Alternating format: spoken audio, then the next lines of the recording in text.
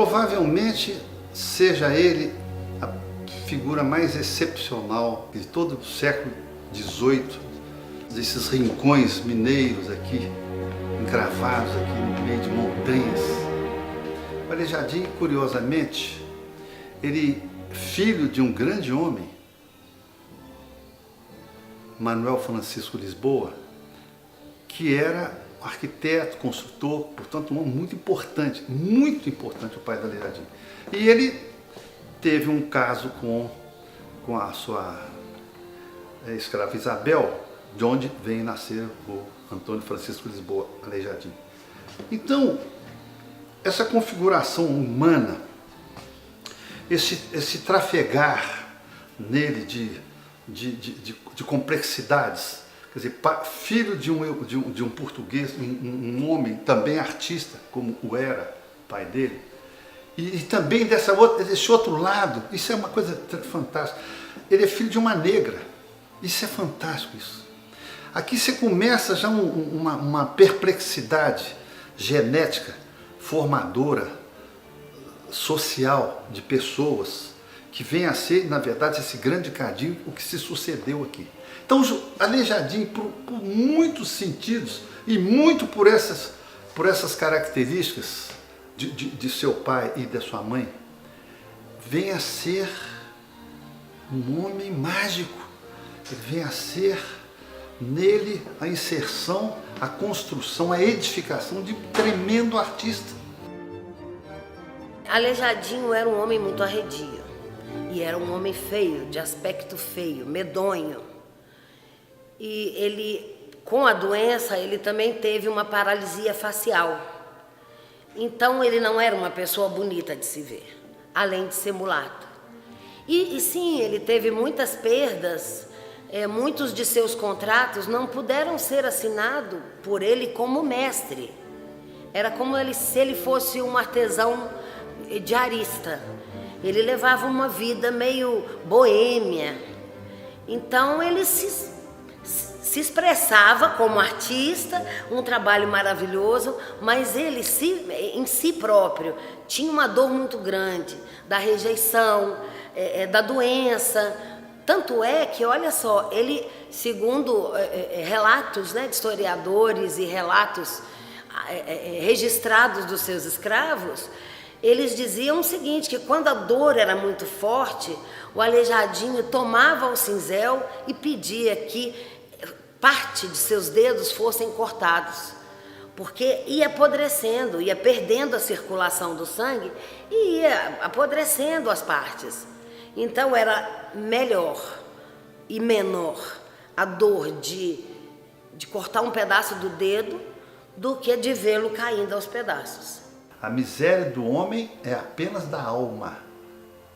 Isso aqui é uma coisa bonita. A miséria é da alma, não é do corpo.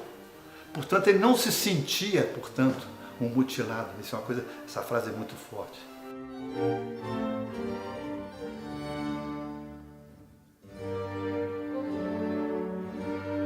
A sua aptidão artística era a escultura. E ainda muito jovem, adolescente, ele já fez um busto para o chafariz da igreja do Padre Faria, e aí ele se distinguiu no traço perfeito do rosto, no traço perfeito da escultura na pedra, uma pedra muito dura, o quartzito, e depois ele encontrou na pedra-sabão a sua grande base para a obra-prima de Aleijadinho, reconhecida hoje em todo o mundo.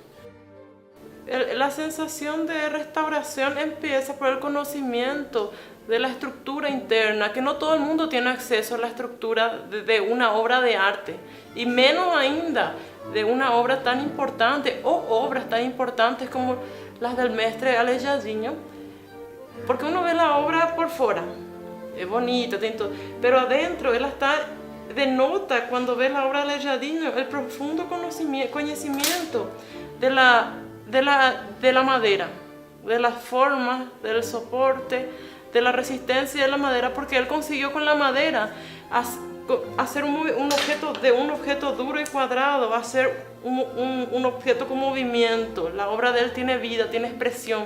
incluso las condiciones limitadas que él tenía por las doenças, tiene conocimiento que en la época no existía esa técnica, no existía una técnica estudada. Uno tenía que ir haciendo, errando, quebraba, hacía. Entonces, en muchos casos, él pegaba y hacía una obra y quebraba una parte, él tenía que rehacer, y eso se va notando por los diferentes tipos de madera que él usó, por los diferentes tipos de trazo. Incluso se nota, hay estudios ya que ven cuál esclavo de él, y porque muchas veces los esclavos iniciaban la obra, él finalizaba, y ya se va notando a medida que hay más estudios, y se va conhecendo por dentro a obra, porque as obras estão estragando por ação do tempo. Congonhas tem o seguinte desafio: é uma cidade que ela possui as maiores mineradoras na própria cidade. Então a gente tem um conjunto muito importante, que é o nosso santuário, que estão os 12 profetas, a representação do espaço da paixão de Cristo, e isso ao ar livre, e sofrendo com a ação do tempo, e sofrendo com os desgastes que a mineração traz. Então a gente tem um desafio de como preservar isso. O Museu de Congonhas ele lidera várias linhas de pesquisa em prol da descoberta de possíveis medidas reparadoras desse patrimônio que está do lado de fora.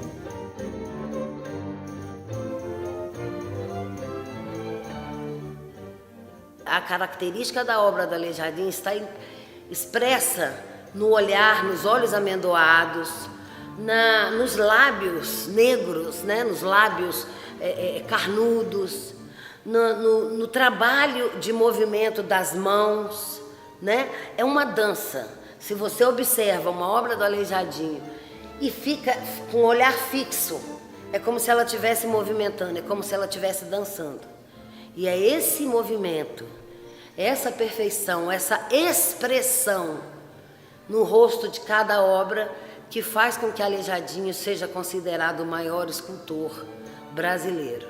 E curiosamente, olha, eu nunca pensei nisso, mas provavelmente o Aleijadinho seja até provavelmente um grande símbolo de uma primeira transformação, de um primeiro reconhecimento de um homem negro, um mulato, que passa a ser reconhecido na sociedade. Muito curiosamente, nunca pensei nisso, provavelmente seja um primeiro momento de que a sociedade reconhece que não é pela cor que você vai ser isso ou aquilo, ou vai ser impedido. Não, ao contrário, você tem talento.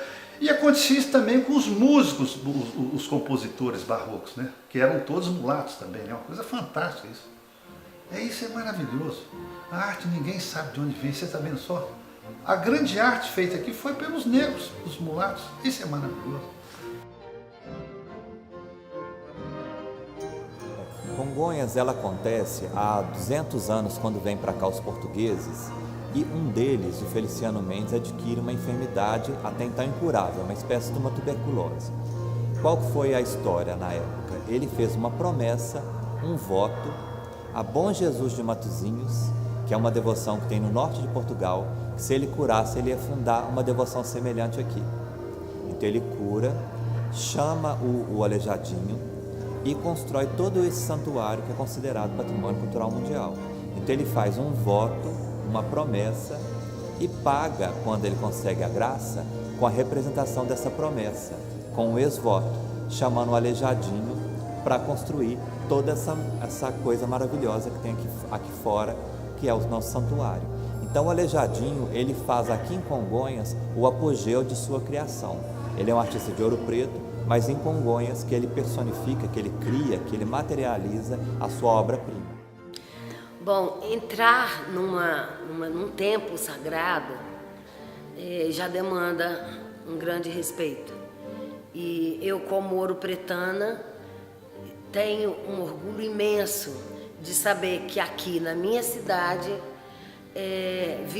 nasceu e viveu o maior, tantos e tantos outros artistas, tantos e tantos outros heróis, né, da liberdade, da inconfidência e sobretudo da independência, né, do direito e do dever de brigar pela construção de uma nação. E além de tudo isso, você entra dentro de uma igreja dessas, como a Igreja São Francisco de Assis, e se apropria do espaço como cidadão ouro-pretano, porque acima de qualquer coisa nós somos os guardiões desse patrimônio, e te vem aquela emoção enorme de poder sentir e de poder ver e saber que você, enquanto guardião, guarda uma das maiores preciosidades do mundo, que é a obra do Aleijadinho, junto à pintura do Manuel da Costa Taide. E é uma emoção muito grande, é indescritível, né? Rolam, vertem lágrimas de pensar que eu tenho a oportunidade de observar uma maravilha tão grande. Aí quando uno ve a inteligência que ele tinha para juntar a talha junto com a policromia e dar um dramatismo, incluso aplicar dourado onde não aplicar dourado, a gente vê o gênio que era o Aleijadinho. É muita coisa linda, muita coisa.